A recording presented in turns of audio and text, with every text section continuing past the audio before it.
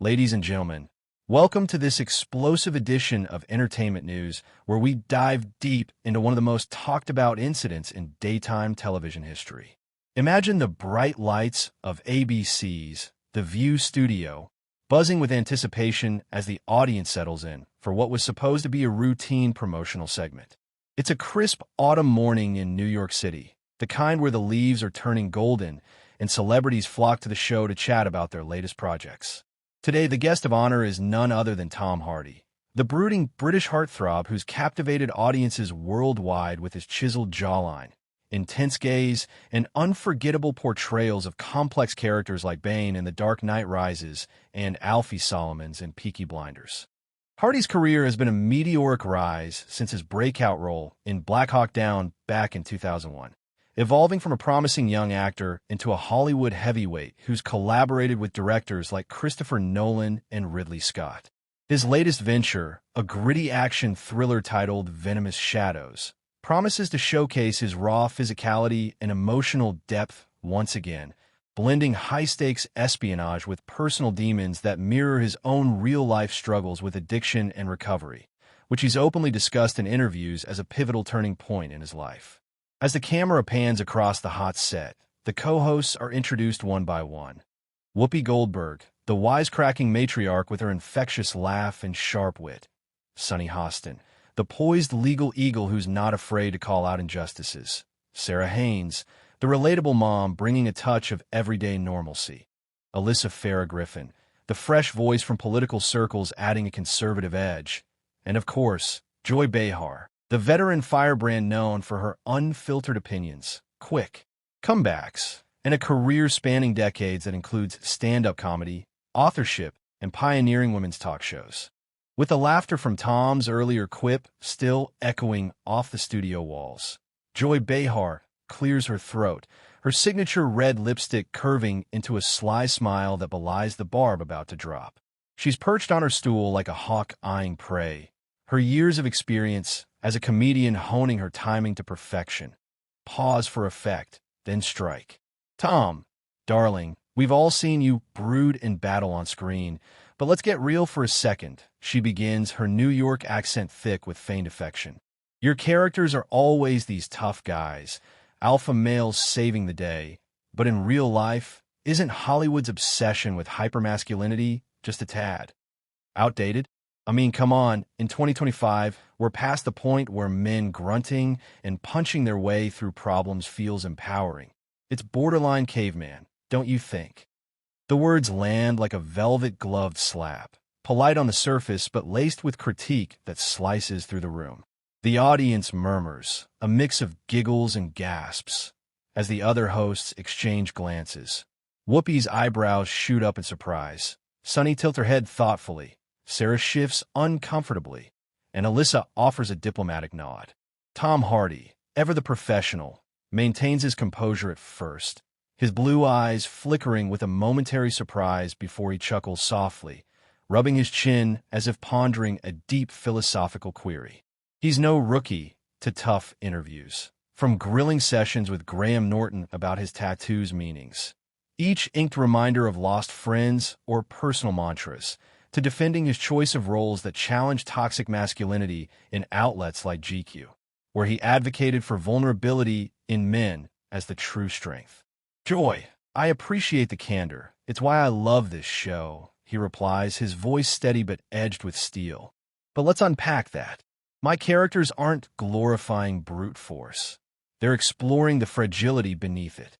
The studio lights cast long shadows across the glossy desk, amplifying the growing rift as Joy Behar, emboldened by the audience's mixed reactions, doubles down with the precision of a seasoned prosecutor. Look, Tom, I get it. You're the king of intense, and fans eat it up, but let's talk specifics, she says, flipping through mental notes from her pre-show research, her voice rising just a notch to command attention. In Mad Max, Fury Road, you were this snarling warlord, all grit and no grace, while Charlize Theron's Furiosa stole the show with brains and heart. Wasn't that telling? Hollywood keeps casting you as the muscle. But when do we see Tom Hardy as the vulnerable everyman, not the villain with a god complex? Her question hangs heavy, laced with implication, drawing scattered claps from the more progressive pockets of the crowd, while others shift uneasily, sensing the personal edge creeping in. Tom Hardy, whose resume boasts Oscar nominations for The Revenant and BAFTA wins for Bronson, feels the sting, not because it's unfounded, but because it reduces a multifaceted career to caricature. He's poured sweat and soul into roles like the tender father in Lawless or the tormented mind in Inception. Yet here, under the glare of national TV, it's boiled down to muscle. His response comes measured, but there's a gravelly undercurrent of frustration, honed from years of navigating press junkets, where his dyslexia makes reading cue cards a silent battle. Yet he powers through with charisma. Joy, Mad Max was ensemble brilliance. Charlize was phenomenal, and my role was to embody chaos, not endorse it. But to label me just muscle, that's overlooking films like Legend, where I played gay twins in 1960s London, fighting prejudice with wit and heart, or The Drop, a quiet bartender unraveling under pressure. I'm not chasing type. I'm chasing truth. As the verbal sparring reaches fever pitch, the studio transforms from cozy confab to Coliseum, with Tom Hardy and Joy Behar locked in a gaze that could melt steel, his steely blue eyes meeting her unflinching stare, the air thick with unspoken challenges. Joy, drawing from her stand-up roots where timing is everything, delivers the coup de grace with theatrical flair. Tom, let's cut the poetry. Your films rake in cash because they cater to the male gaze, all brooding hunks and high body counts. How's that progressive when it sidelines stories like mine, a woman who's been comic relief or the loudmouth for 30 years? Her voice cracks with genuine passion, invoking her own career arc from Baby Boom's sidekick to The View anchor, battles against ageism and sexism that she's chronicled in memoirs like I Know Who Caused the Storm. The audience erupts in a split reaction, half roaring approval for her authenticity, the other half murmuring dissent, phones aloft live streaming the showdown to millions. Tom, whose method acting demands immersion that leaves him emotionally raw post-roll, feels the accusation pierce deeper than intended, stirring memories of critics pigeonholing him as the next Brando, without crediting his range. He uncrosses his arms, leaning in with the intensity that silences the room, his accent thickening with emotion. Joy, with all due respect, that's not fair, and it's not accurate. The male gaze? I've headlined rom-coms like This Means War, played nuanced anti-heroes in Warrior MMA, advocated for equal pay on set with Emma Stone. But labeling my work as regressive? That's not critique. That's caricature, and it diminishes everyone, men included, who's trying to evolve. His words tumble out, laced with the raw honesty of a man who's stared down addiction and emerged scarred but stronger. His foundation ACT, supporting trauma survivors regardless of gender. In the eye of the hurricane, with tempers flaring hotter than a summer blockbuster premiere, Tom Hardy reaches his zenith of restraint, or rather, the end of it, his voice booming across the desk like thunder rolling over the Hudson. Joy, enough. Your accountability feels like ambush. I've come here to discuss my work, not defend my existence against dated tropes, he declares, the words slicing through the din, his broad shoulders tensing under the suit jacket, as if readying for battle.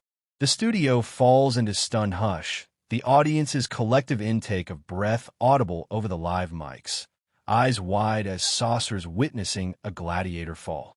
Joy, caught mid-gesture, recoils slightly, her expression shifting from combative glee to genuine astonishment, mouth agape in that rare moment of being outmaneuvered. Ambush. Tom, this is The View. We ask hard questions. If you can't handle a little heat, she starts, but he's already rising, the chair scraping back with a screech that echoes like a verdict. Whoopi, the voice of reason, leaps in, hands outstretched. Whoa, Tom. Sit, let's talk this through, honey. But momentum propels him. Hardy, in a fluid motion born of stunt training, unclips his mic pack from his belt, the cord dangling like a severed lifeline, and places it deliberately on the desk.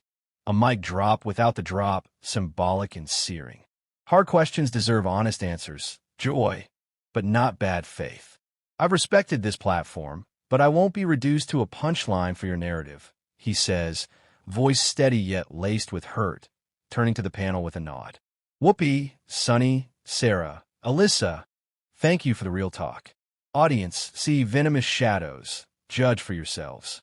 With that, he strides off stage, the double doors swinging shut behind him like a gavel's bang, leaving a vacuum of silence that sucks the energy from the room.